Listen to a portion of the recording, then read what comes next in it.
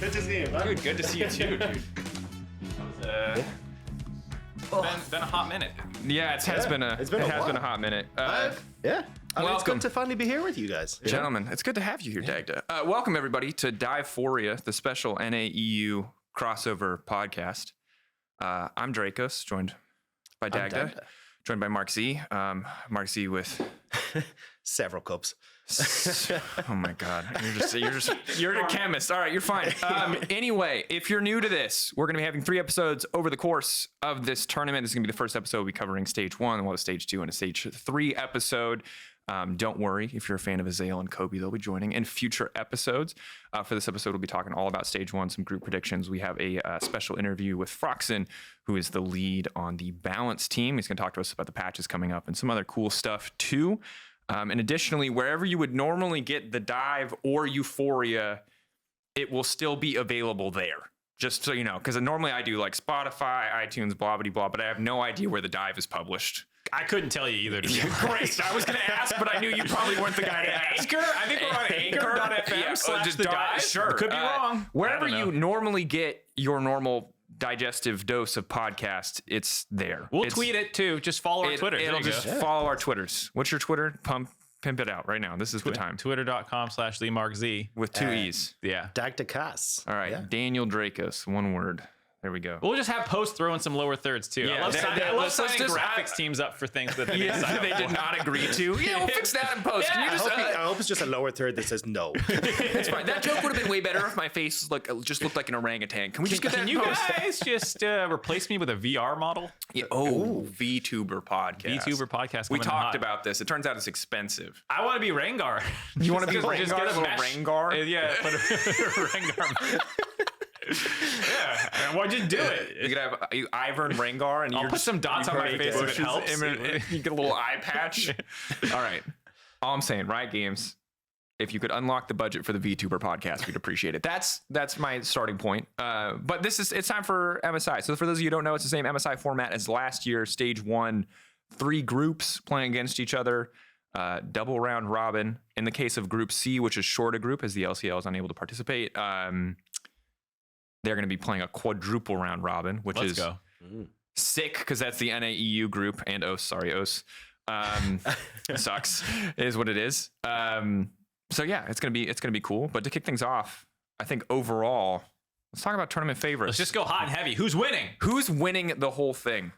And why is it EG? And what the fuck? What? You just, that was not the direction I saw that going at all. This is why. You're going.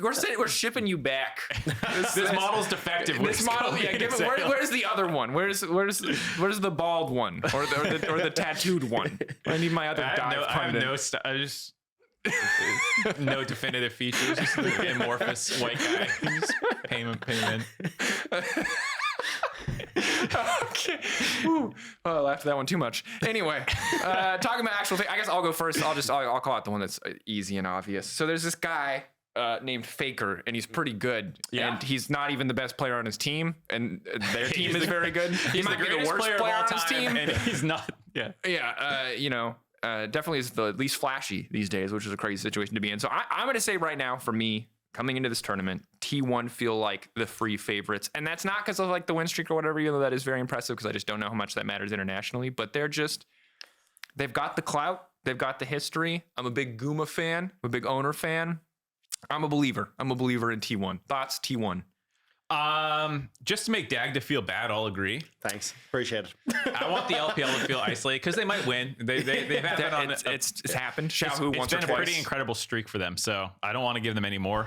Yeah, this is what I mean. Everyone's just like, LPL are never going to be the number 1. I'm like, we've won 6 of the last 8 tournaments that have gone international. And every single time we come in, it's like, oh, well, it was damn 1 in MSI 2021. It's damn 1 in Worlds 2021. And then LPL slaps them. And every time we're like, LPL doesn't get the respect it deserves. I'm like, when do we eventually decide that it's going to be all right?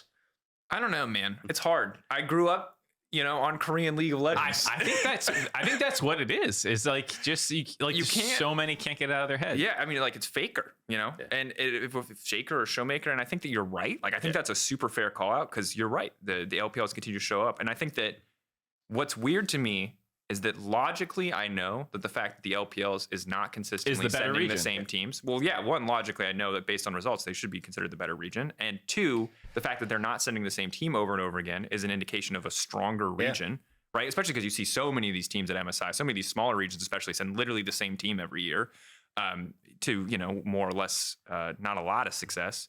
But for whatever reason in my head, I'm like, I think it's my bias is I need one person to win over and over again so that my brain can confirm that that person is good. And in the case of Daewon, as they were just winning all the time, or T1 as they have historically won all the time, it's really easy for me to go, yeah, they're the favorites because I've seen it so many times before. And to be fair to RNG, we've seen RNG win a lot too, but in the interim periods when they're not winning, they look kind of booty.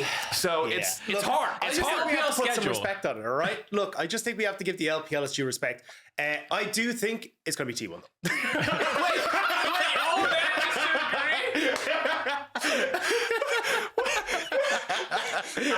You absolutely. We prepared even because the dad is like, I'm going to talk about why LPL is as good as T1. I'm like, that's a good point. And I like went home and I had like a philosophical debate within myself. I'm like, am I a biased caster?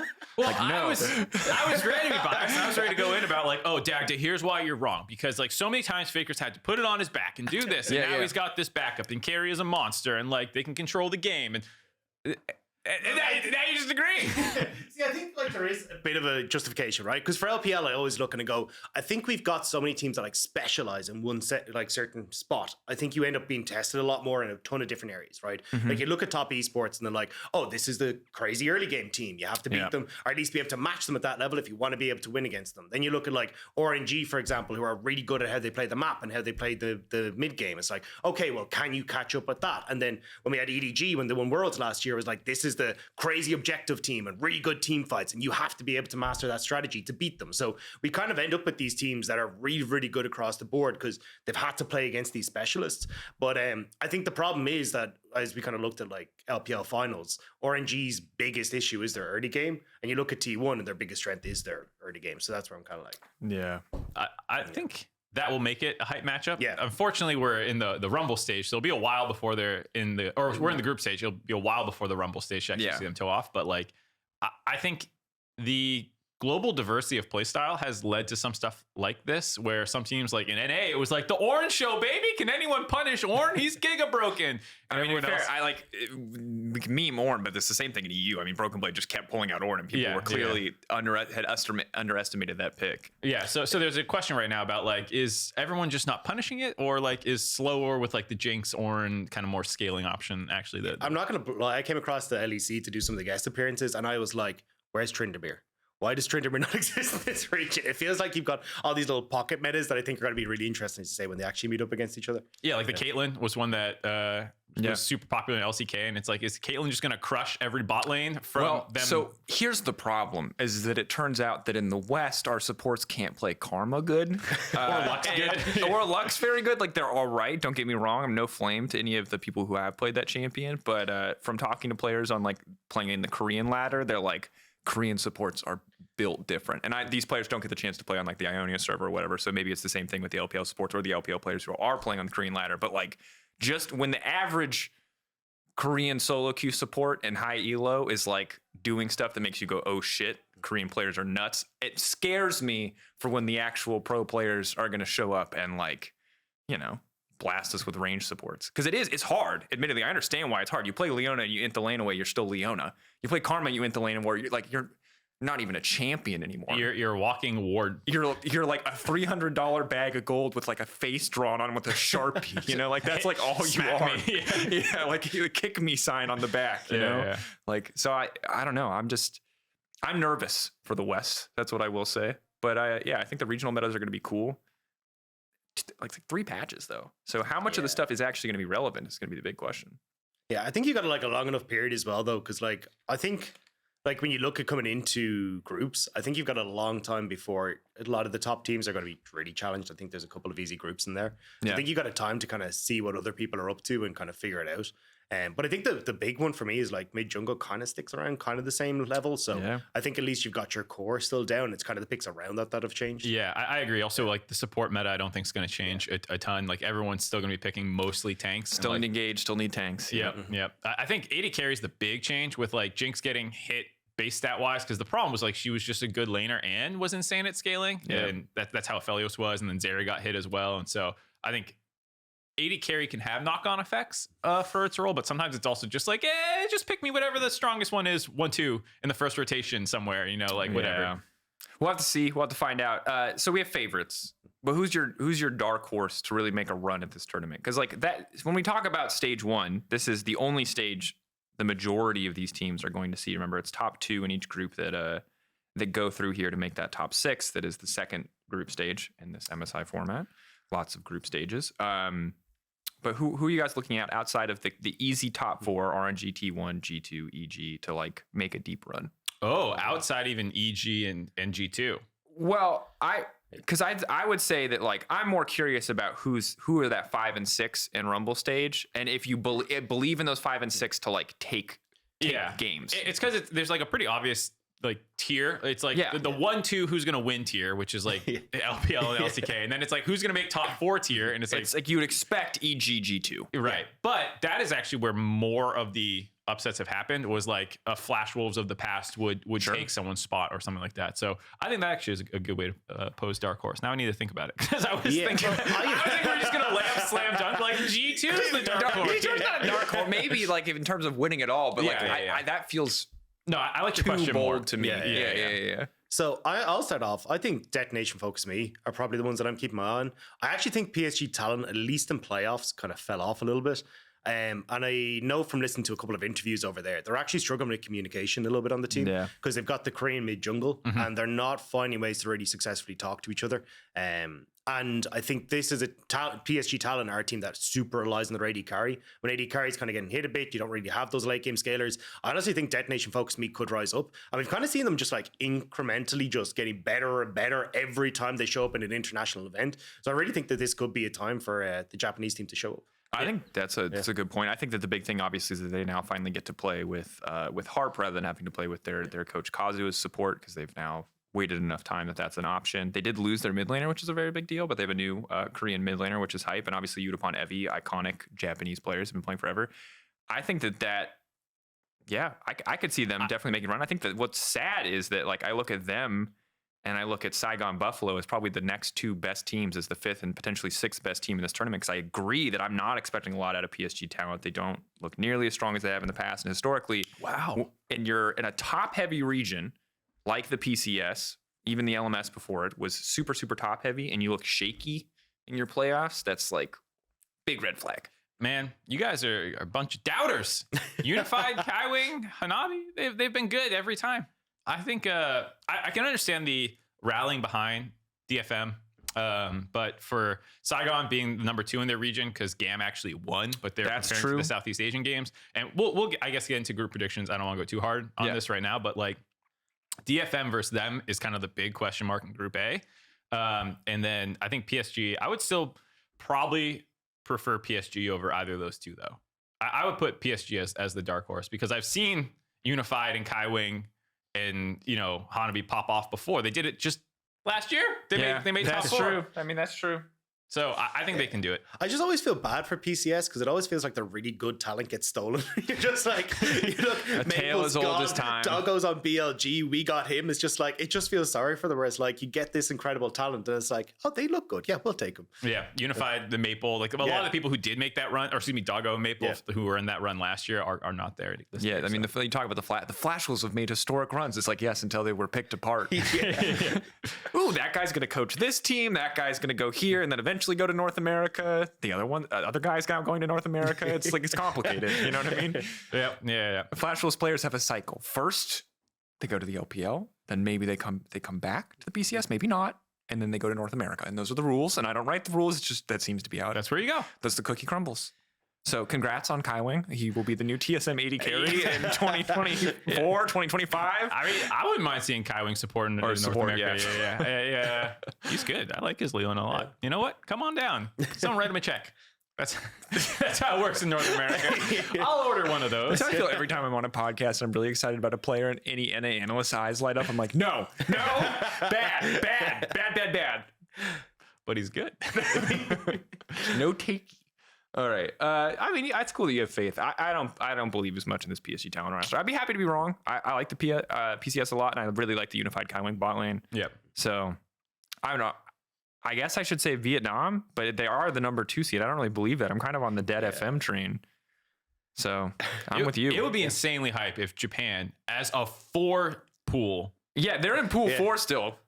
Riot. That's an eyebrow arc. That's an eyebrow one. Japanese esports, if for Riot Games, is just gonna like go nuts because they already did really well in Valorant. Oh, and now they could just pop off at MSI as well. But like, this would be sick.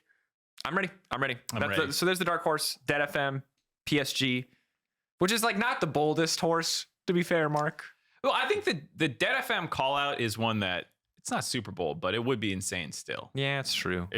No one's out here being like Red Cannons is going to make a deep run. None of us are that. Our horses are pretty light dark horse. There's not enough Brazilians watching this podcast for me to go out on a limb for them.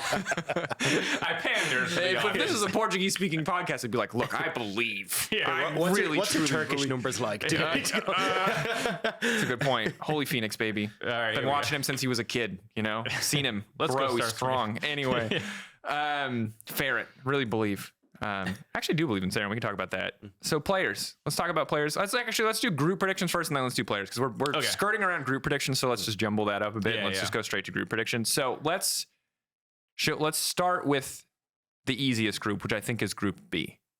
Yeah. Does everybody agree that RNG is going to be number 1 in this group? Yeah, we're gonna show of hands. Yes. It's like, I and Dagda to be like, how little do you believe in the other?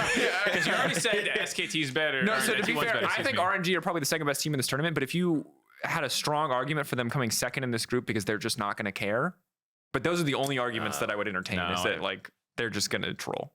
Even them trolling, I think, is going to win. Yeah. And I mean, even RNG aren't really a team to troll a huge amount anyway. So I think it should be all right. Yeah. So who's getting second?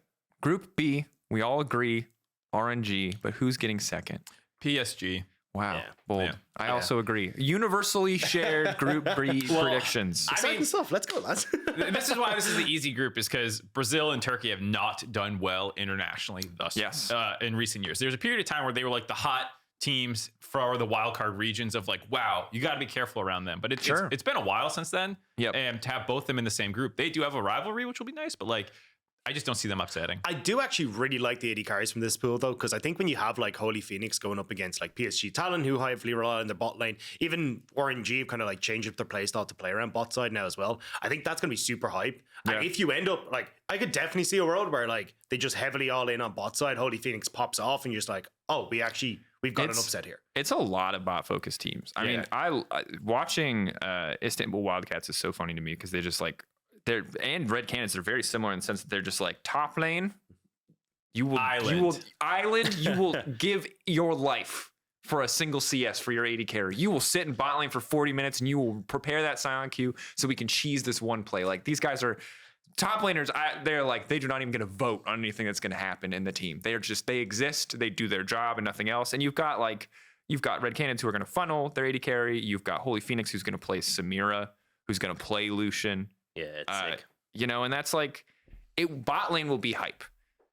Which makes me think that maybe mid jungle is more important because if like everyone's cracked in bot lane, but screw that. Let's just talk about like bot lane's going to be a banger. It is, yeah. Chitan's been great for most of the international tournaments he goes to, and I mean, I think the question, since we're talking about like bot laners, like having these other ones in your pool that you can potentially see, because Chitan is like the Jinx Aphelios guy. A lot of people are the Jinx Aphelios guys, in this meta, but I think people will be forced to branch out, and we'll get to see what ends up taking over the meta. And how weird are they going to get to try to beat Galaming? Because I mean, that's the other thing that sucks. Is right. This is like, that's I think one of the main reasons that you can pretty confidently look at this group and go, yeah, RNG are number one. Like, and not that you couldn't anyway, but if there was ever a doubt in your mind, if you're like, oh, Ping or maybe like half their players are sick. If you're like looking for a reason, the reason that you can always come back and say RNG are coming out on top is you just look at like, oh, every bot lane's exciting. But one of those bot lanes is Galaming. You're like, well, there we go. Got our answer. And do not give Ming Nautilus. Like, it's absolutely insane what that he can do in that champion. Like, the hooks that I've seen him pull off, not even just once, like consistently get the most busted hooks I've ever seen in my life, and that champion is insane. Like, when you intentionally lollipop your hooks. Yeah, that's actually so disgusting when people actually know how to do it, and it's not just like an accidental. Wow, it went behind the minion. How did that happen? Nasty He's stuff. a beast. All right, I mean, Group B is pretty easy then. Let's go should we go Group C first or Group A first? Do I need to like duck and cover for this group? Let's just do Group C first. Because I think, let's be honest, spoiler, Group A is the real group. Every other group is not really a real group to me. Sorry, Osh. I mean, like, I'm excited that the Neo broadcast has all of its regions in a single group. Like, yeah, because I don't think anyone knows what Neo is. Neo is true. North America, Europe, and Oceania, and it's an internal Riot thing that they forgot. He's the chosen one from the Matrix. I know it's a little old now, but like, go watch the original movie. We're big fans. Yeah. It's the three basically English-speaking regions with primarily English-speaking broadcasts. Obviously, the LCK, LPL, and a lot of other places have English broadcasts too. But that's what Neo stands for. Yeah. And not that you need to know that at all. It does not affect you. Just if you hear someone say Neo, they're not talking about the Matrix or Dig or he's on Dig, right? I'm surprised you got that. But yeah, it is cool that all of these are in the same group, and so I expect it to be a ton of shit talk, ton of banter. The memes are going to be fire. English-speaking riff rivals. Yeah, it's basically that. Like Reddit's going to be on fire, but in terms of like actual what's going to happen, I think it is kind of predictable, actually. I think we could debate about one too. Depends on if you want to fall on the North America sword here, buddy. I'll do it. Sure. Who's first and who's second? Dude, Broken Blade wasn't even good enough for North America. Get him out of here. Now he's like on your champion team. Inspire wasn't even good enough for EU. What? He's on your champion team? What are you He was your MVP. he won here. Wait, no, that's not. That's a self-burn. I think we have the exact same situation here. It's any fuel you have, I can just throw back at you with Inspire. I mean, that's what makes it nice. And so, no, I mean, G2 are definitely the favorites. I'm not going to misrepresent the reality of the situation. And I think they have, like, with Caps, it's just like there's no one of that caliber on EG. I mean, Impact, don't get me wrong, insane. Yeah. But in terms of recent international, like just being able to put a team on his back and like go far in runs, it's Caps as like the superstar of this group. And so like I think EG has players that can do that. But that's why I think G2 is definitely the favorite, just as well as like the stronger region generally and things like that. And I think that EG is still a very, like, all things considered, they do have, I mean, obviously they have three players with a kind of a wealth of international experience, but they've got two very new players. And they're one of the players, specifically Danny's like, that's the guy that we rely on. He's the, why do I'm so stuck on horse metaphors? I say show pony. I don't know. Dude, let it go. It's not good. Did you prep Team Liquid jokes? And then you're like, wait a minute, they didn't show up. No, I actually, I was thinking about this. We could have had T1, G2, TL, which could have been the fourth, and then we could have had V5. And I was trying to find if we could find a third team. We could have a 1, 2, 3, 4, there 5. was a time where people had that where it was like C9, there was someone 8, there was Rainbow 7. We could have counted. That's the tournament I'm waiting for. Yeah. I was looking at the G's coming in as like RNG, G2, EG, PSG. I was just like, there's a lot. G. The rules of esports are when in doubt, give your team a red and black logo. Always, that's the fallback. And then just put a G in there somewhere. I thought blue was popping too. There's a lot of blue. NA was NA had too much blue at one point. Blue thing? Yeah, and NA blue thing. Like it's the season where CLG and Cloud9 basically just had the same jersey and TL. Like, oh god, it's like who does Power of Evil play for? It's green. It's green. Now it's green. All right, Dagda, you got to come in here and settle it. Like, as an outsider's opinion, what's your take? I mean, look, I think G2 definitely is the stronger one. I would have maybe looked at it and gone like, if we had Caps like pre-playoffs where he was kind of like playing things like the Lissandra and these kind of things, it was just kind of meh. And even the Carmen stuff that he played, I was kind of like, I don't really want to see Caps on this. But now that he's actually playing carry champions and stepping up, especially like in finals, he just seemed like a different beast. Like when you looked at the way he played, I was just like, this man came alive with a crowd. And I think when you're over in Korea in front of that crowd as well, I think you'd be in a pretty good spot. I agree. I think there was a period of time where it was fair to be skeptical about the G2 veterans, Jankos and Caps, and then their run was just Caps monstering people. And now, admittedly, I don't think it's going to be as easy for them to get Jarvan Ari and both those champions. I think will still be relevant in the pro meta. But I do think that they're super solid when those players are performing. They are absolutely world class. Impact is also world class players. I think Vulcan has shown a lot of potential. I think Inspired can also be a world class jungler. I'm not going to give that benefit of the doubt to Jojo Pune and Danny. I would love to see them step up on the stage and show up. And I think they can absolutely take a game off G2. Can they take 3 games off G2? Why not 4? Yeah, I mean, Or they can take sorry, for clarity again, remember this group is quadruple round robin. So you're basically going to get an EU NA best of 5 over a week. Yeah. So best of 7 over a week, kind of. I was super excited for Jojo, Pion, and Danny, though, just to get this international experience. Because, like, you look at people like Perks, right, who, like, made international in their first year, popped the hell off. It kind of, like, lit that firework for them to kind of take off. And it feels like with Jojo, Pion, like, ton of trash talk, confident player, but I think like getting that experience and going, oh crap, like there is another level to this. Like when you play against some of the best mids in the world, like I genuinely think it's going to be like, oh, this is actually the level that I'm going to look at and put I don't want to say like put the firework up them again, but it's just like to actually just take off and go, hey, look, there is a level that I can reach that I want to work towards. As the NA pundit, how do you feel about the like, what did I write? I had to write a match of the week script. I called them like the torch bearers of like NA talent. How do you feel about they're obviously the big thing looking at them? Like, what is the appropriate level of expectation to put on their shoulders? Because as an outsider, I'm like, they're the first NA talent in years, probably since I guess Vulcan.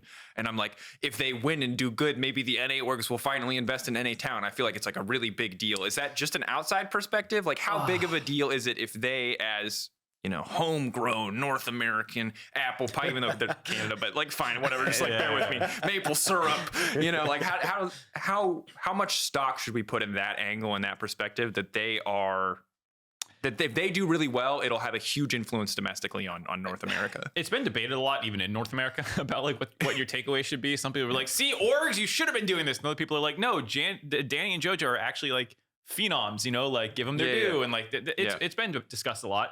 I think you can go as hard as you want. Sick. I'm going torchbearers. If they fail, it's imports forever. If they win, no, I mean like apple go pie for and maple syrup. You literally can't really go wrong with the narrative because it's just so fun for us. I think I have a big spiel that I'll probably do on broadcast at some point too, but I'll give you a mini version here, which is just like even beyond should orgs be doing this, how should fans feel, yada yada yada. I think what's exciting is Jojo is the youngest player in the tournament. Yeah. Danny is in the top 5. I think he might be the 4th or whatever. And that's 2 of them who are North American players born and raised here. And like, yeah, Bjergsen played a majority of his career in here. Jensen spent 100% of his career in North America, but they were not like born in the ecosystem. And people say like, well, why does that matter? And I think it's like the representation angle. Like if you're a 13, 14, 15-year-old who's playing league right now and you want to go pro, there's a period of time you looked at North America's champ or mid pool. It was 9 out of 10 people. Yeah. And you know, like, the great NA mids, like you have a laundry list in Europe. You guys have an embarrassment of riches of mid laners. It's true. It's disgusting. NA fans, you went, you know, high Reggie era, then like Pobelter, DeMonte, and that's it. That's like the only people who have represented us internationally. Yeah. ManCloud, to give a little bit of respect back in season 3, but like, and that's why I think it matters more than should teams be investing and blah, blah, blah, blah, blah. Like that's a totally worthwhile conversation. But I think the part that I want to stress for why NA fans care and like why it does matter a lot is the angle of like, that could be you in a couple of years. Like there's no reason it can't be. Like you can get there as NA talent if you trust yourself and like work hard. And have insane confidence where Jojo's just like shit talking as soon as he's like gets a microphone in his face. Yeah.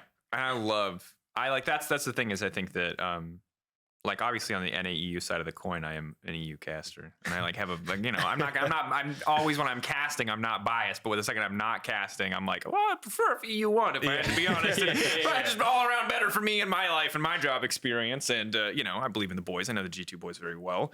But that's like, this is the coolest story to come out of NA in a long time. Yeah, and it's really, really cool, and the fact that we have so many of these in this tournament. There are teams that like got knocked down to their losers bracket, and then Miracle ran their entire way through. There's like I think 4 or 5 of them, and EG are obviously one, G2 are obviously one.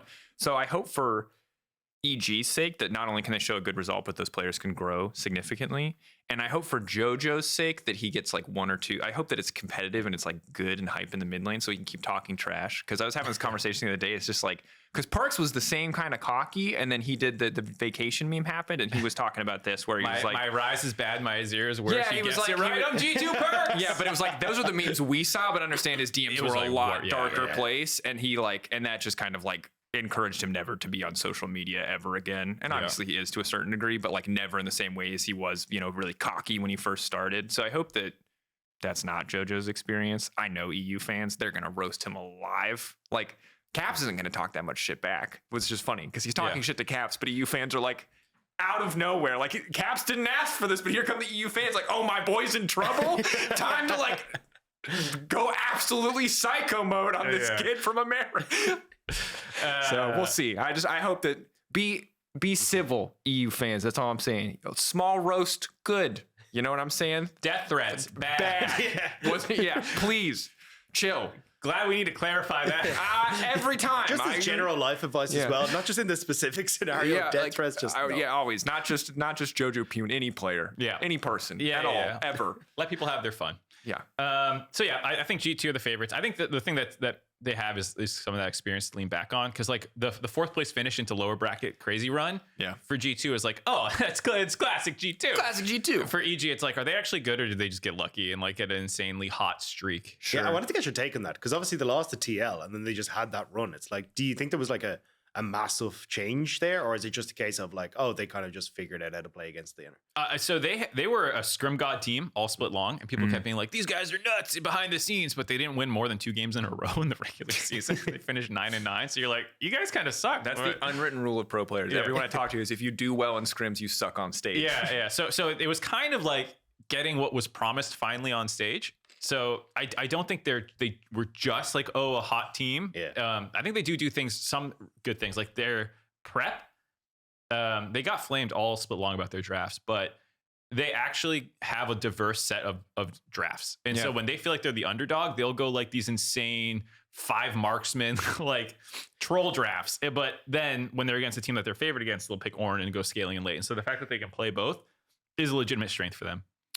I also think that it feels like both them and G2 were kind of ahead of the curve on the meta and this Ornn stuff. And like, it just really felt like in G2's initial round against Fnatic, for example, they were like, they had, and credit to Dylan and the support staff behind the scenes, like a million answers for LeBlanc. And most of them didn't work, because Humanoid was just like, okay, cool, LeBlanc or Lissandra, sure, I'll play that. Karma, okay, yeah, whatever. The Karma admittedly did work with Hecarim, but like, I liked how much prep they showed, but then they just figured out, like, if we can get Ornn, J4, Ari every single game, Caps just does Caps things. It's impossible to ward out Jankos, because there's always a bush to EQ into through vision. Like, we're just going to win every single early game. And as much as, like, the story of G2's Miracle run was incredible, I think they also just were ahead of the curve in the meta, and it felt like every team that they played against was, I don't want to say up draft completely, but, like, clearly did not at the time, and obviously it's easy to say this in hindsight, but clearly at the time did not recognize a lot of the things that were like key factors to G2's success, and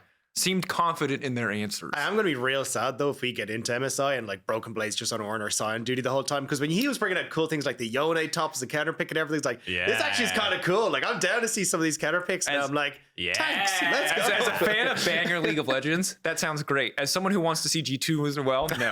I hate that value proposition. The value proposition of, let's save you last pick, you're going to pick this really niche counter pick that like kind of win lanes a little bit and then like does something cool in the mid game, like the Yone, or the Corki into GP or whatever the hell it was, where he got solo killed level 1. I don't love it. I don't love the niche counter picks. But in other regions, we're just like, this is great. Do the thing. Do the thing. Every year, it's funny because I feel like it's me and Mark looking down at the regions that are just below NA and EU, being like, aha, it's like that meme where the monkeys with the knives fight each other from The Simpsons, and then it's like LPL, CK analysts looking down at us like, it's like that meme where the monkeys from The Simpsons fight each other.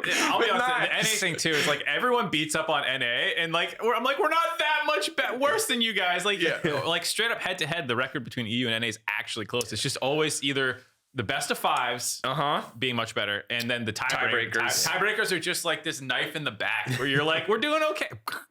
No, you're not getting out of the again. Thrive in pressure. Why don't you go 3-3 again, Team Liquid? 3 straight years, 3-3.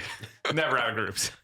It's like 4th every time until we need you to get 4 of something, and then it's 3-3. Yeah. Well, this group, I think, IG2 first, EG second, Order playing spoiler, I think, more than anything else. And if EG and G2 are close, Order actually does have a really important job in this role. But we'll just see what happens. Those teams play each other on day 1. Last group, though, and this is the group that I think is going to be the closest, Group A, but only closest for second seed, because in first place, guys, do we think it's going to be T1? No. Nah. Yeah, it's T1. T1 are runaway favorites for this group. Same with the way RNG was. Yep.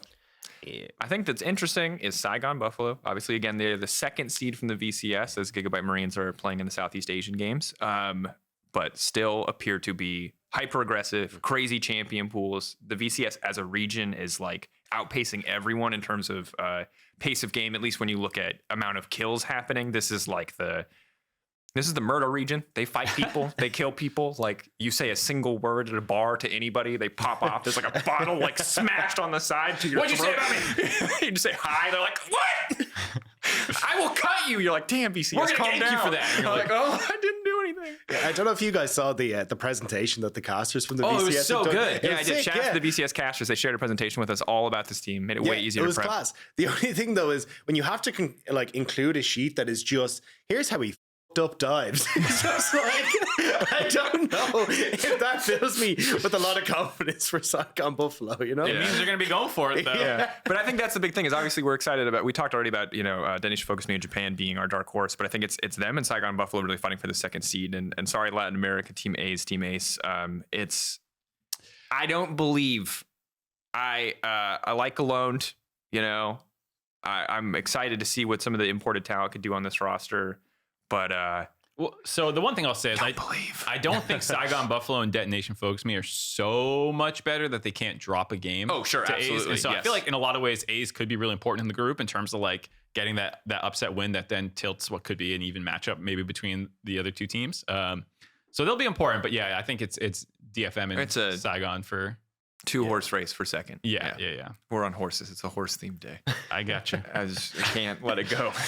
So Love horses. The Saigon Buffalo thing, I will say I am excited because it's the VCS finally getting back to an international competition. They've been years away because of COVID and stuff. They're coming back. They're not able to send their number one seed. Like we said, Gigabyte Marines is doing something else for Southeast Asia games.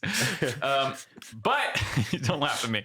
No, I'm just laughing because it's like, they were busy. They hadn't, they're just like, I got dinner at 5. I don't know, I can't make it to MSI. But the players in this team are all really young. That was what they were stressing a lot in that document was like, this org almost bombed out. This is like the same Fengvu Buffalo from years ago, organizationally now called Saigon Buffalo, but like change of players. I think that's what they're saying was like who was a Shogun was 8 years old when Faker first joined T1 or something. Yeah, it's nuts. Yeah, nuts. Most of all of them were under 10 when Faker won his first title, world title.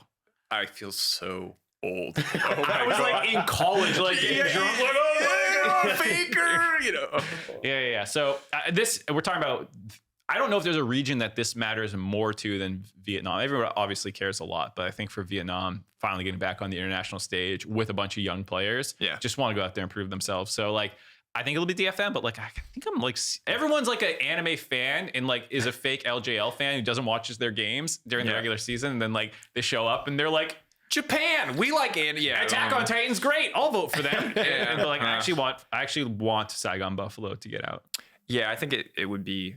It's one, again, really glad to have Vietnam and the VCS back in the tournament. And I love the way they play League of Legends because that's the thing is it's like, don't get me wrong, LJL's had their good moments. PSG has had their good moments. The PCS has had their good moments, but like Vietnamese League of Legends is always fun to watch. Yeah. If they're a great team, if they're a meh team, it does not matter. It is always entertaining. And that's the thing in a group stage, in the Rumble stage, we get to stage 2. If there's a VCS team in there, someone is dropping games to that team. And every game is can't miss on the schedule. Yeah. Like it's so good. Like just in terms of viewership, like spectacle, VCS games are always bangers. Yeah. Like that's just what it is. So that's what I'm hoping for. Moving forward, we talked a little bit about players to watch already. But I want to see if there's anything past. We talked about the young guns on EG. We're obviously excited for Caps.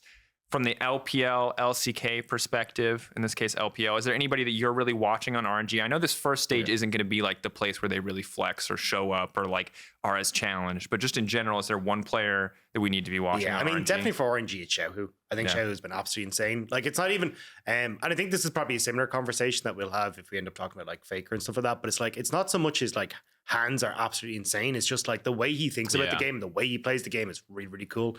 And shout out to like Ox, who talks about this a lot as well, is like when you see like Wei, say, making a play towards Bin in the top side, oftentimes what you see is like Xiaohu just drift into bot lane. Just be like, oh yeah, well, I'm always here to cover a cross map. And he does that like so consistently. And oftentimes he does end up turning around these plays where teams will try to cross map against him and Xiaohu's just there to cover. And then you see him, like, he's the best Vex that we have in the league by a country mile. The dude is insane. Like, popping off, getting triple kills like consistently on this pick to just win the game outright. Like he has been absolutely insane. And it's funny to see his like shift from like, hey, you know, I'm a mid laner to, hey, I'm a top laner, and still just dominating the top lane. And then I come back to mid lane, it's just dominating again. It was like, I think it was just himself and Rookie basically is like the two contenders for MVP. And Rookie just won because Rookie is just godlike with his hands. But I think Xiaohu, like if you look at actually what he brings to the team, I think that's where I'd look at like Xiao is actually the MVP for the league. Yeah, it's hard to beat. Hands players always win the MVP pool. That's my experience. Like it's hard to win being smart because it's so much harder to understand like the impact of players who are really great leaders, because you don't often see that, or like this covering things on sideline. A lot of people probably miss that fine detail. Again, shout out to Ox for noticing a lot of that stuff. But you know, when a player is rookie, like I can't even knock that. Like you watch Rookie play League of Legends and you're like, well, and it's just like you're like, oh, let me go check out everyone's CSDs against each other, and you're like, some of these numbers are bigger than the other numbers. One of them particularly it's hard to ignore this. It's in front of my face. I'm not gonna lie, number. like one of the best fights that we had this split was like Uzi versus Rookie, and I was just like, this is insane. But yeah, I think Xiaohu just brings a different levels to the game, and I think it's just gonna be so cool to see how he kind of pops off again. Well, none of us are LCK representatives, but is there anyone on T1 that you're especially excited for? We don't have to go super in. We talked a lot about it. So I'm definitely on the Faker like hype train. I think we've talked about how like in terms of like actual best player in the world conversation, like it's probably Carrier actually for this team. So if people have been living under a rock, keep your eye on him. He'll be making a lot of either big engages or like winning lane phase, how he moves around the map, like all that stuff is insane. But the reason I like Faker is because this is like the who's who of mid laners from each region. Faker, greatest player of all time, obviously the best mid laner in LCK. LPL, you could argue Xiaohu probably. I mean, I know there's a lot of names. There's a lot of names, but like in terms of international success and like going out there, Xiaohu's probably the guy. Obviously, Caps is Caps. Caps. You know, Perks as well. There's been a long list of players. Yeah, but I think Caps is, when you look at, you can argue that Perks is a more accomplished player, but which is becoming a harder argument, especially as Caps continues to win titles. But I think Caps is probably the best Western player of all time. Like in terms of actual skill level, like he has hit the higher ceiling than anyone else has ever hit in the West. So that's how I look at it, at least.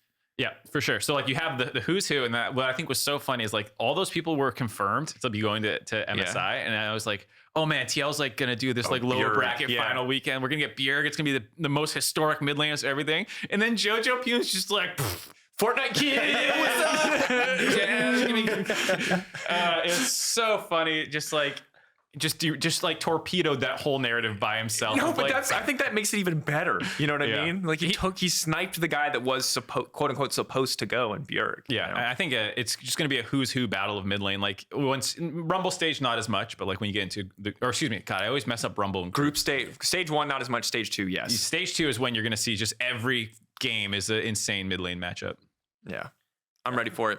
I'm feeling it. But of course, one of the big things we can talk about in general right now is the patch. And to do that, we have brought some special backup. So let's bring in our interview guest for the day. All right, you've heard us talk about the groups. You've heard us talk about players to watch, tournament favors, yada, yada, yada. Now it's important that we talk about the meta. And because it's a brand new patch and we technically don't know shit about it, we brought a special guest to help inform us about the patch, about what we can expect. None other than Phroxzon, coming in from the design team, balance team. What is your official title, Mr. Phroxzon? Welcome to the show. Thank you for coming. Am I supposed to look over my shoulder at him or pretend that I'm not sure either. You can, whatever feels natural. Everybody look wherever they feel comfortable looking. But do you want to give us a quick introduction to yourself, what you do? Sure. And of course, thank you for joining us. Yeah, my pleasure. Well, hey everybody. I'm Matt, also known as Phroxzon. I've been at Riot since 2014, and I'm the lead designer for the Summoner's Rift team. And Summoner's Rift team, you know, we're responsible for everything concerning in-game gameplay on Summoner's Rift, outside of like, you know, new champions or really big reworks like Sion or Volibear. So we don't do those, but we do things like preseason, game balance, item rune reworks, map elements like Dragon Souls or Elemental Terrain, and that kind of stuff. And occasionally step outside your bounds to do things that affect ARAM negatively, like nerfing AP Kai'Sa, you absolute monsters. How dare you? Ooh, not sure about that one. Where's my Sona W? Revert the healing changes on ARAM. I want to press Sona W. Anyway, obviously, like it's super cool to have you here. MSI being the main focus. So we're here to talk about MSI. We're here to talk about the MSI patch, and I would love to get a little bit of context from you because I know your perspective and the team's perspective has changed over the years when it comes to what these big pre-tournament patches should look like. Maybe from 2015, where maybe it was a little bit too much, and then ardent meta where maybe it was a little bit too little coming into the tournament, so what is the perspective? What are the actual like goals of the design team when it comes to making a patch that's going to be played on for a big tournament like MSI or Worlds? Yeah, so like kind of the overarching goal that we have, and that hasn't changed despite, the patches like the Juggernaut meta and so on, is that we want to create the best experience for viewers. And, our interpretation of what that means has kind of changed over time, as you can imagine. We used to prioritize things like, hey, let's throw in a curveball and really upend everything, and that's really exciting. Now we tend to kind of target more healthy metrics, I guess. So things like no overpowered champions. So we target no 100% pick ban champions. We target, a healthy mix of champion and playstyle diversity. So we target 10 picks per role. And 50% of the roster present. And then we have a bloodiness target as well, which is kind of like average kills per minute. So 0.7 for us this year. All right, so good. As long as it's not like 0.5, 0.3, we don't need to go back to the last front Bring to back. back lane swaps, uninteractive for 15 minutes. I want the next preseason to just feature a bunch of PvE gameplay. I'm actually very overwhelmed about playing against other people. I just want the PvE League of Legends experience. I don't want to watch League of Legends if it's not 90 minutes plus. Like, that's just my game, When are you guys buffing Ziggs? I like the idea of you, Dagda, having to do all of the LPL games and all of the LPL teams in a meta with like 0.3 kills per minute. Let's just say it. Yeah, I take it back. Yeah. Well, that's good. I like that bloodiness is in there. I like that there's some of the, some of the more explosive stuff. But when it comes to like actually getting 10 champions viable in each role, have there ever been 10 80 carries in any tournament meta, ever in the history of ever? Like, I mean, how do you actually do that? How do you actually do that in some roles? Some roles I can see it, but a lot of other roles it doesn't seem possible to me. Yeah, so there's two specific roles that cause a lot of issues. That's like jungle and AD carry. As you mentioned, the pools are kind of constrained. They get picked early in the draft, especially, and I think that's the major factor. So, compared to a role like mid or top or support that gets counterpicked a lot more often and held late for the draft, where you can, leverage a lot of that diversity. Jungle and AD specifically, kind of, it's more difficult to do that. I was gonna say as a follow-up, one thing I like that we were talking about. We had a meeting. Spoilers earlier in the week where we all talked, but one of the conversation that we were having that I appreciate a lot was like the idea of like what is going to happen in pro play because of just what you need in team comps and stuff. Like you need engage, you kind of need someone to face check, play the vision game, do these sorts of things that in solo queue might go neglected when not that they're not also good, just that people might not care. Yeah, exactly. Whereas like a pro team is like just not, they do sometimes in very specific situations, but most of the time for a meta, you're not just going to be like, yeah, it's 5 range. We're just not going to take tanks. And so like underpowered positional thing can still get taken because like, well, this is just the best place to play tanks. And I feel like we were talking about supports in particular about this, why it's been Leon and Nautilus for so long. I thought that was a really cool conversation coming out from the designers and the balancers being like, yeah, we acknowledge that and understand that like pro play does have these things that team comps want. Yeah, I was also kind of curious how you have decisions around, like, say someone like Caitlyn, right, who's like super high priority over in the LCK, but we basically don't see her anywhere else. Like, do you look at that and go, we think she's in an all right spot, or kind of what's your thought process around someone that's crazy high priority in one region but just not seen in others? Yeah, so it definitely presents us a pretty major challenge when we have to balance with a lot of regional meta variation. So like you said, Caitlyn and LCK, they play a lot more Karma, Ezreal, for example, compared to other regions. LPL tends to have a lot of Galio. Don't really see it very much in other regions. They play Aphelios a lot more, that kind of stuff. And, it is a challenge for us. A lot of the time we kind of have to just go with our gut in terms of like understanding which teams are the strongest and which ones we expect to be meta driving. Like if, for example, and this is no flame to NA because like I'm from NA region, but if NA is playing a lot of On and like no other region is playing On, it's like are we going to nerf on because NA is 90% on presence, right? It's like, probably not. But like, no flame, but like, you know, that's kind of the consideration that we have to go into it with. So I think it is interesting because I think there's that angle for like the NA fans listening who are like, no, don't say that about us. But for like LCK and LPL, it does mean that they're going to get a little bit more attention to their metas. Like if you're, well, they didn't nerf LCK, they nerfed LPL. So I think that says a lot about where we're. Yeah. They specifically are like, all right, LCK is imbalanced. We're going to tweak LCK this patch. We're going to nerf like Faker can only get 10 gold, you know. But they are starting to target like if like it sounds like you assume kind of which region will lead the actual tournament play, then you bounce a little bit more towards that region's tendencies. A little bit. I mean, I would say in general, it's pretty safe to just let these things play out. Like, if Caitlyn is 100, we opted not to hit Caitlyn. Like, we could have just been like, well, LCK is going to be really smart and really meta driving, and they're going to make everyone play Caitlyn. But ultimately, you know, this is a thing for the fans as well.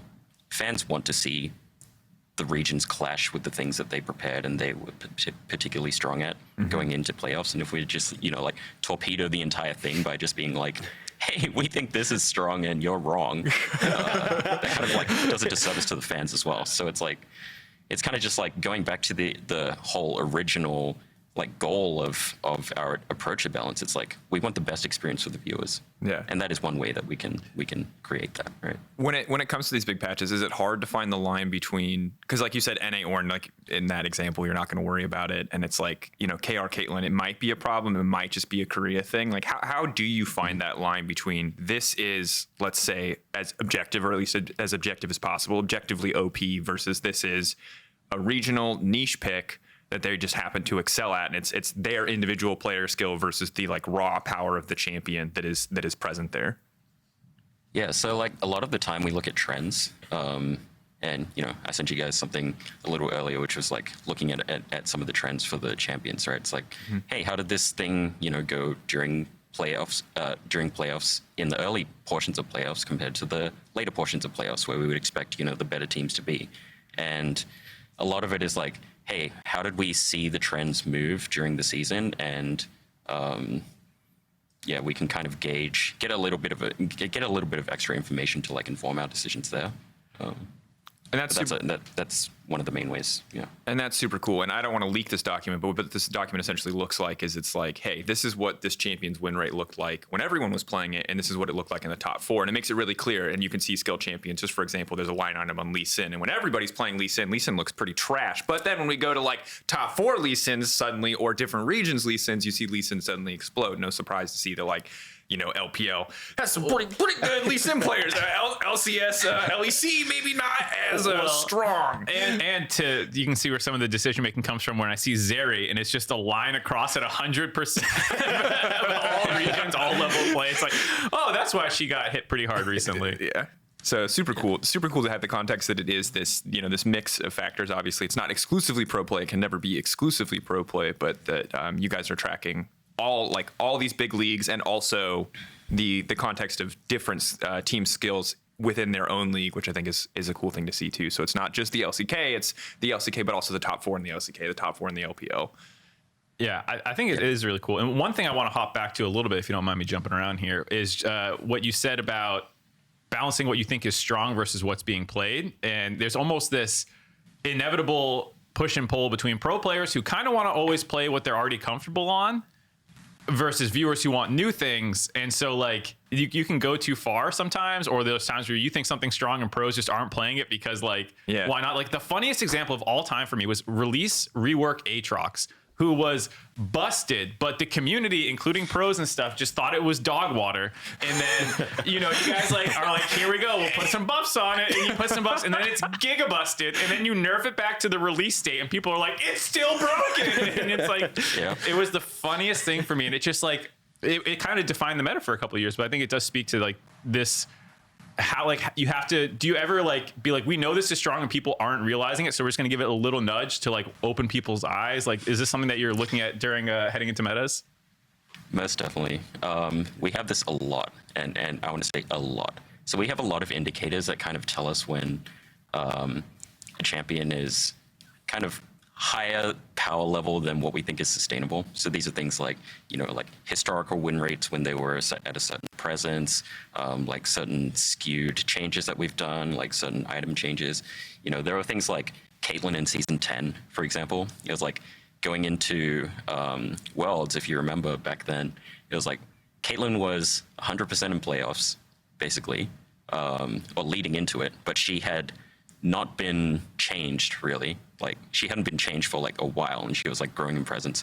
We tapped her up with a bit of a buff, and then pro players were like, "Wow, this champion's broken," and then they started playing it, and we reverted the buffs basically back to where she was before, and she was still super high priority, right? And then they were like, "Huh, I guess she was just like this strong before, and no one ever played her, and she was like 0%." Right? It's like happens a lot of the time. It's that scene in Space Jam where they give them the magic water and it's just water. It's like, guys, you had the potential all along, except instead of looking like they're good at basketball, they just look really dumb because the champion's just been always. So I actually heard this was a very similar story with like Ardent Sensor back when we had the Ardent Sensor. It was like, exactly. it was completely busted and nobody had realized it. Is there anything that's like that at the moment where you're just like, man, I wish more teams would cop onto this? Or is there a champion where you're just like, this is actually busted and nobody has any breeze that it is? There are. I don't know how many I should say. This is mostly an EUNA podcast. Yeah. So if you leak some giga-broken stuff here, you're going to be helping your region. So you should definitely leak it because LCK coaches are not watching this. But I can show this to Peter Dunn. I mean, I think like, let's stay away from like the turbo giga broken that might be like, I don't know, like borderline like are we over supporting the West here on this podcast? But like it's a good question. Like what do you think is going to be super strong on this patch? Because obviously you said you don't want any 100% pick ban champions. And that's a noble goal, but I suspect there will be a few. So like who's on your radar? Who's on the design team's radar for champions that could end up in that like 100% pick ban category? Yeah, so there's a few champions that we kind of like pushed in. So Lucian is one of them. He's a champion that has a lot of pro characteristics. He's very strong laning phase. He can play in a lot of different lanes. He wins a lot of matchups, and he's got a lot of synergistic teammates. So Lucian's definitely one of them. Gwen is kind of like a sleeper. We gave her a pretty big buff with the E and ult changes, and we did some changes to her earlier, which reshaped her early lane to not be so powerful. But in matchups where she's pretty strong and can scale, she should be quite a lot better than she was before, just in terms of scaling. So yeah, that buff didn't look very large on paper, but it was quite large. I guess another one is like Gangplank. Gangplank has kind of been a flavor of the month topic for. Yeah. No, that's bad. Yeah. There's a lot of good Gangplanks in the East. Why you have to nerf the Gangplank? How many barrels have murdered West Dreams? No, don't say Gangplank. But yeah, there's a lot of like disagreement on the design team at least about how strong Gangplank is. So it's definitely not a cut and dry thing. But Gangplank's another example where it's like we didn't buff him by that much, but he was already like decently strong. So that's a champ that I could see rising quite a lot in presence as well.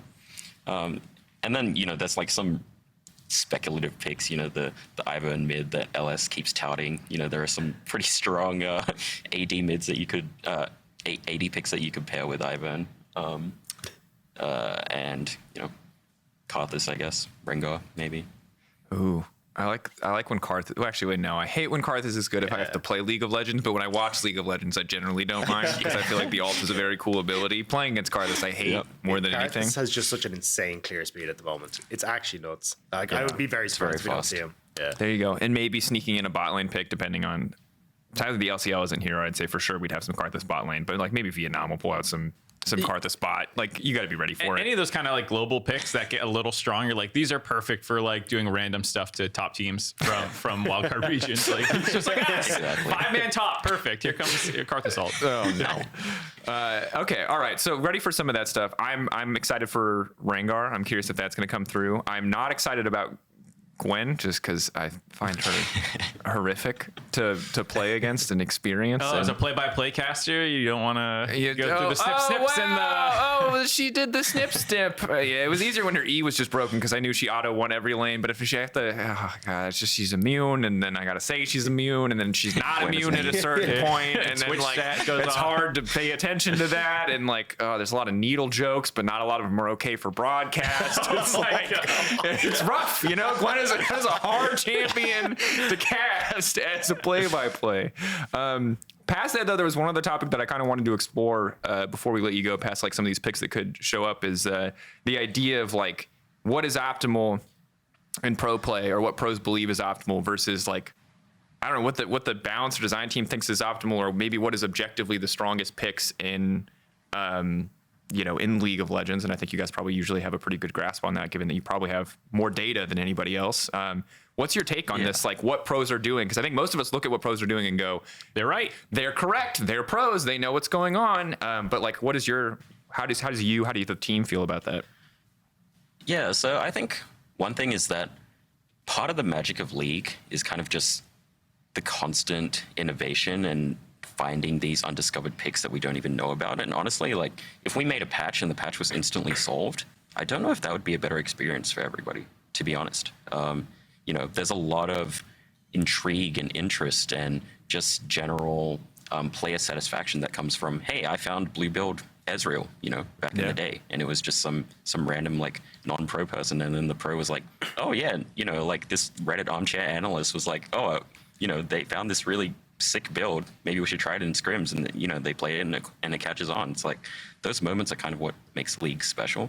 But as far as like like why it occurs, I think there's a lot of like issues. I think the infrastructure in particular, it doesn't really support finding these new picks, and we acknowledge that. It's like makes your teammates and scrim partners feel like you're wasting their time by playing, Rengar Ivern mid for like the 8th scrim in a row or something, and you're just like, well, you have 0% win rate still, like, are you gonna keep doing this, and that's the dynamic of, top teams versus bottom teams. It's like, if you're a bottom team player, right, it's like, are you gonna spend time to innovate while you're already behind, and, you need to like keep playing the pick to like just maintain a steady level, or you get fired the next week, right? It's like, So it makes a lot of sense, like why these things kind of happen, even though, we don't like it.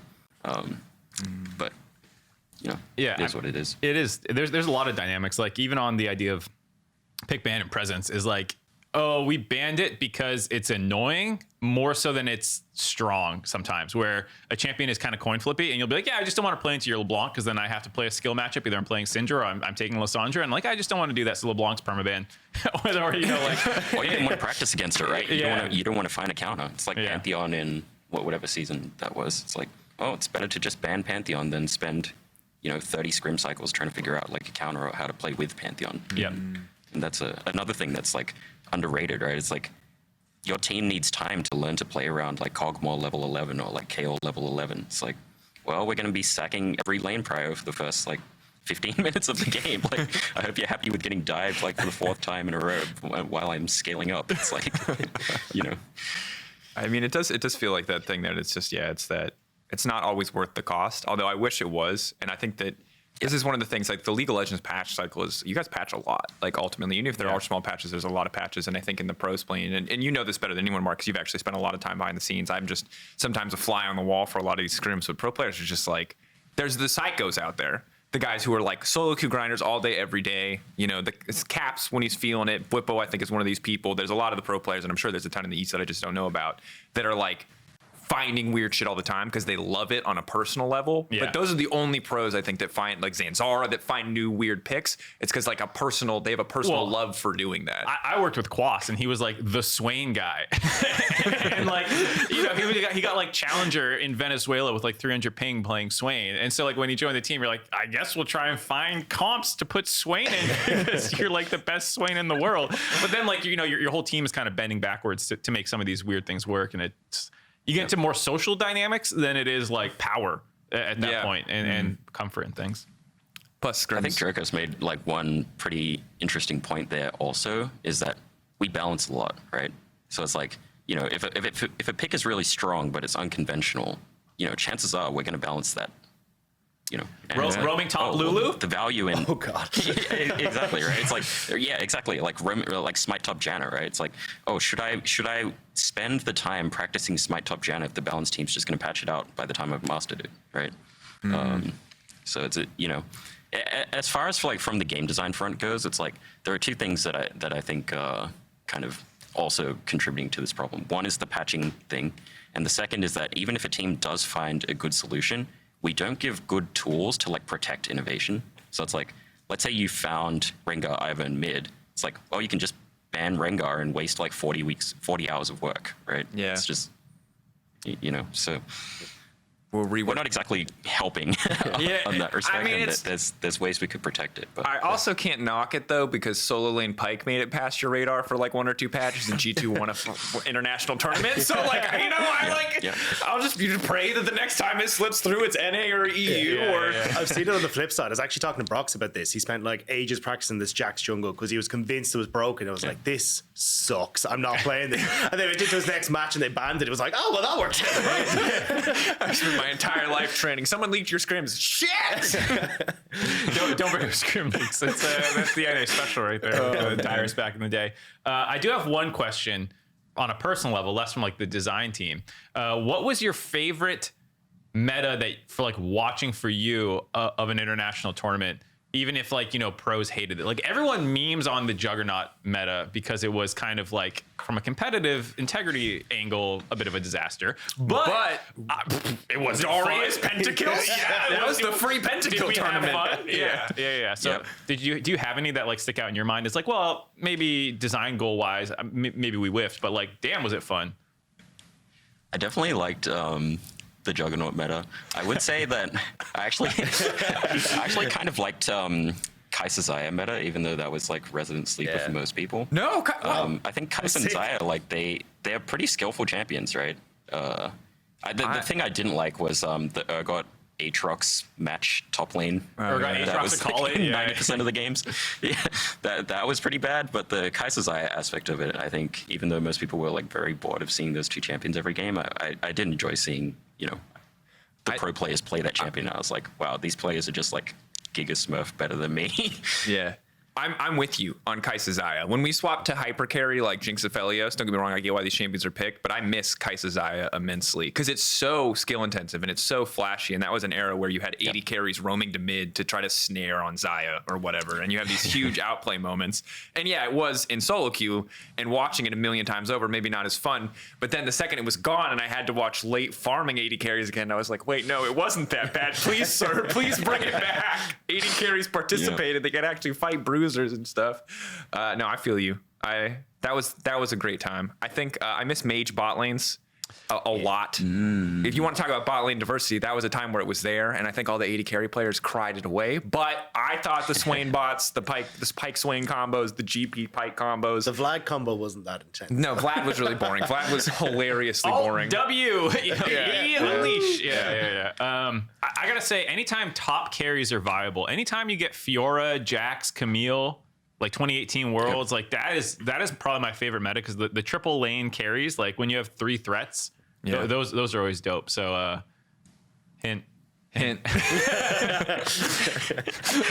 think the main downsides of those metas tend to be that watching split pushing is kind of boring. Yeah. At least the ways that we have made split pushing powerful is well, let me split on side for a while and exhaust the enemy's TP and then do it again and then TP to Barons. I love it. The rotatos. It's not a very again gameplay loop, so it's it takes 5 minutes to resolve. It's just kind of oh god, you could lower the TP cooldowns. Some just lower them significantly. Instead of burning flash on a 5-minute cooldown, everybody just has flash up every time for a team fight. Have you heard of this game called Dota 2? They have this item called Blink Dagger. You could just start with one of those. How degenerate is League of Legends when everyone has Blink Dagger level Flash 1? on 30-second cooldown, I'm telling you. What if Hex Flash was just normal Blink Flash? Dagger level 1. Yeah, I mean, that's fine. Yeah, okay. Cooldown's a little longer. Mobility creep wasn't an issue already, but here we go. Oh, man. All right, I think we'll probably wrap it there. It's a final note. Mark, I liked your question about meta, but are you allowed to have favorites for the tournament or a team that you think is most likely to win?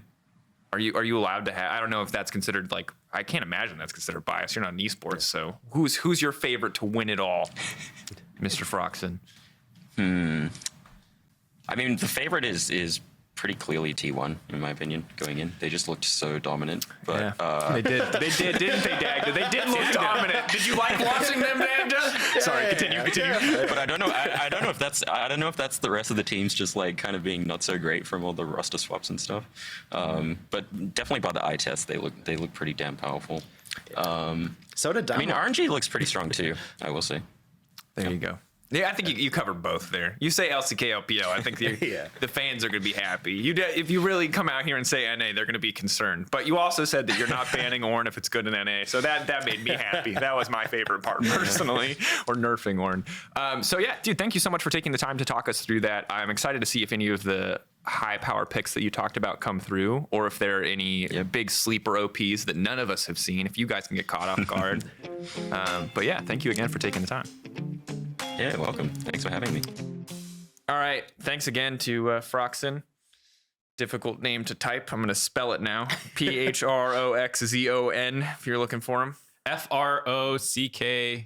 If you're trying to pronounce it. But there's a PH in there because gamers are edgy. X. Anywhere you can fit an X in, you put it in. X. I like it. Anyway, so we've talked a lot about the teams. We talked about groups. Talked about some of our players. But now it's time to talk about the individual matches. Of course, you guys aren't going to hear from us again until Stage 2 or right before Stage 2. So we can obviously look back. But looking forward, to the surprise of no one, first on the most hype, most interesting matchup list is G2 versus EG. And we're getting it 4 times. So here's the thing. I have opinions.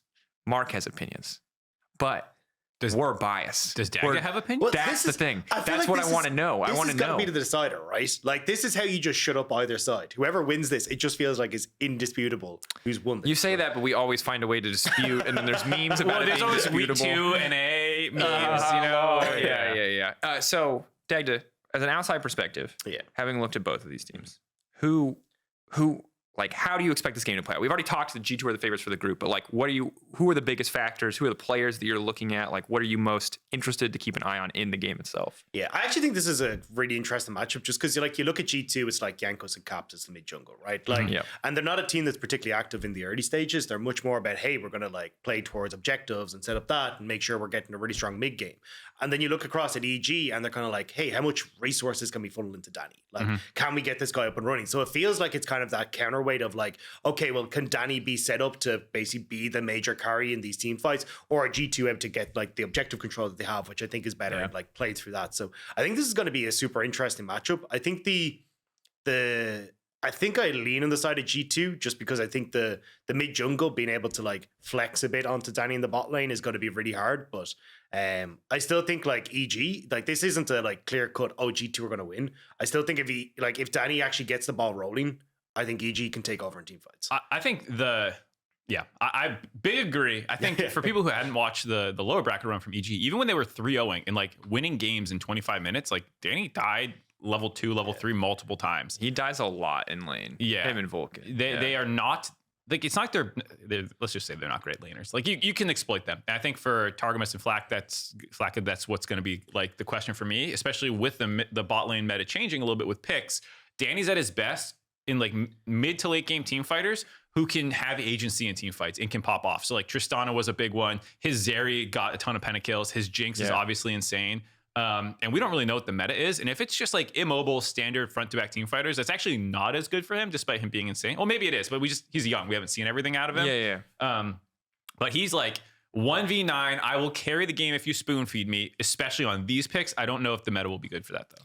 That's kind of the big thing. And I think it just feels like a lot of people have that read at this point, just because it's so easy to see those deaths in lane and be like, and so many of those games. Or if you're G2, you're like, we're gonna be eating good. You're like focused, and and obviously already you're going up against a pretty difficult mid jungle, and I think Inspired and Jojubin have shown themselves to be pretty solid. But like Caps and Jankos are like can be insanely aggressive. They can also play more passive. They're world class players. They're accomplished world class players, and that's always gonna be a point of contention. But like if at any point you ignore your bot lane and suddenly Flack gets like I don't know playing some kill lane on some MF stuff. I don't know what's going to be good in the meta.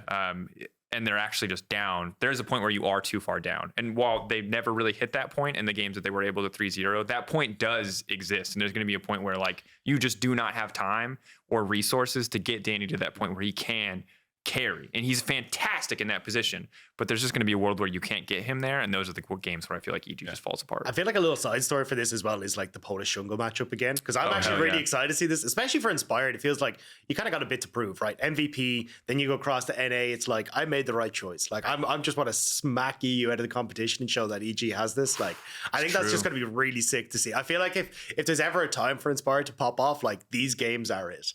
Well, and I'm also excited too, because like kind of domestically, especially last year in the Mad year, we were looking at all these junglers, and G2 had a ton of reasons, but one of the things that we were looking at a lot was there's a lot of junglers that felt like were surpassing Jankos, and it was kind of passing the baton, to the Elyoyas and the Inspires of the world, and maybe Jankos was just going to be old man Jankos now, and then obviously G2 Resurgence, they're really strong again this year. So to me, even though I'm sure Jankos literally does not care about any of this, to me it feels almost like setting right the record from last year, where he was falling short to a lot of these junglers, and that was could have been a lot more to do with G2 team dynamics. We know that team was a dumpster fire, just to say it how it was. But I think that is also a super cool part of it, not just like Polish jungle pride or like revengeance from Inspired's angle that he made the right choice to leave, but also Jankos, who's had a fantastic season and obviously fantastic playoffs, smacking down one of the kids that was giving him shit last year, I feel like sometimes players don't care about the narratives, but fans still do. I don't care if you don't want us talking about you getting old or like getting surpassed or whatever, like you don't care, you're just gonna play your game, and I respect that, but like fans are talking about it. Yeah, it's like with the Jojo Pune thing we talked about earlier. Caps might not care about the Jojo Pune trash talk at all. He might throw a little trash talk back, but I guarantee all of the fans care. Yeah. I guarantee all the fans care. Sometimes too much, but they care. Yeah. They're invested. Yeah, for sure. Yeah, and I know we talked a lot about Danny as well, kind of be the new kid on the block, but it's also like Flacket as well, if you're kind of looking at that stage, right? And it feels like G2 over the course of playoffs kind of like learned to play around him a lot more. So I'm kind of curious to see like if Flacket kind of has those pop-off moments, it's like, yeah, screw you, Danny, I'm the new kid. This is where it is. Because there's so much conversation coming from NA about Danny is it. It's just like, nah, son, it's me. Yeah, I think it's big too, because you talk about like the carries that, Danny likes to play, these big hyper carries. And I think that it's not like Flacket was completely out of it. Everyone is playing those similar champions. And the reason I think that Broken Blade is able to play Ornn, that the G2 prioritize picks like Ornn, is because it better enables those champions. And so if we do see a world where we're getting those spicy Broken Blade crazy counter picks, and it's not just tank v tank, as maybe we expect it to be on the top side of the map, so much changes. Suddenly Danny's out of his comfort zone, but suddenly G2 might be back to a style that they did not look as comfortable with, which was playing away from bottom side or having this like 3-man top side and kind of leaving, let's say, Flacket and Targamas on their own little island. I think it's interesting. Maybe this is a misread by me not being as involved with the scene, but it felt like Flacket was kind of disrespected as well, for not disrespected, but like, oh, Targamas is the good part of that bot lane, and he's the one that got a lot of attention. It seemed like to me, outside looking into the region, that like whenever I heard people talking about that, and it felt like he was not paid a ton of attention to of G2 until the run when they started changing their play style back to be more bot lane centric, and that changed a lot in playoffs, but it felt like during the regular season I did not hear that much about him. Sure. Maybe it's just me living under a rock. No. But I do think it's fair in the sense that like I wouldn't say that I don't want to say that he was like overhyped or underhyped. I think he has a very passionate fan base, which always will probably make people feel like I brought up I tweeted this and then I deleted it because I didn't want it to sound like I was shading Carzzy, because I wasn't trying to, but it was just like that random guy, the Mad Lions guy, and then like he's 6 months later, Flack is at an international tournament. Like I wasn't trying to shade Carzzy. It's just funny that happened, and now here he is. Yeah, that's the niche joke. Most people forgot about that, but I brought it up. I think that Flacket was solid, and I think that they didn't play to him a lot, and they often put him on things where he just was chilling, and Targamas was roaming, and I don't think that like he was necessarily set up to shine, and you can see what he looks like when he has more resources and the team is built better to support him. And it doesn't even necessarily need to come in the form of them camping his lane, but just playing compositions where he actually has the tools and resources to support him. Yeah. Turns out a front line, pretty good. Turns out Yone top, not great for your 80 carry. Who would have thought? Doesn't do a lot for you. We actually had like a telestrator plan for the playoffs, which was like G2 versus Fnatic from playoffs the first time they played. And it's just like Dragon Pit, Flacket is like completely off on his own, and everyone else is pieced out into the pit. And you can see Flacket just go like Lads, what the Stark Wonder flashes on him, Humanoid flashes on him, and just like that poor man. Someone help him. I remember that. That was those fights were so awkward because it was like the Caps of Sandra games where all of G2 is going in, and Flackett's like, so I'm a Phelios and I have no dashes, and then suddenly Fnatic's just like over the wall onto him. You go Flash Gale Force and you get your butt in there. I love Flash Gale Force. I can't even knock that. Flash Gale Force of Phelios into like pushing 2 buttons and dying in glorious fire. You're getting in there and you're trying to get your like chakrams going. You're chugging, or you're like blue Q into snare into alt or whatever, just some degenerate stupid combo. Yeah. Oh god, I love Phelios. All right, moving on to another game. G2 Ichi. Well, we're running short on time, so let's give high level. There's 2 games worth watching. One of them, Red Canids versus the Istanbul Wildcats. Historic rivalry, Turkey versus Brazil. You guys might not have a stake in it, but keep your eyes on Twitter. You might need to do some Google translating, but there will be words flying back and forth. Embrace yourself, Western audience, because this is one will be hype, even if these guys aren't favorites for the group. I think that one's going to be interesting. But the last one we could talk about for a few minutes here, obviously, Detonation Focus Me versus Saigon Buffalo, because this is it. They're fighting with T1, fighting for second place underneath T1 as expected. And this is the game that will probably decide this group, short of some pretty major upsets from Ace. Yeah, I think for me, I'm looking a little bit more towards the top lane. Evie there's been a lot of good like play from the LGL players over the years, the international play, but especially him has been the one where people are like, he is legit, and I want to see what he can do against Hazmed, he came in for Saros, I think, one of the earlier people to join Saigon Buffalo, if I'm getting my facts right here.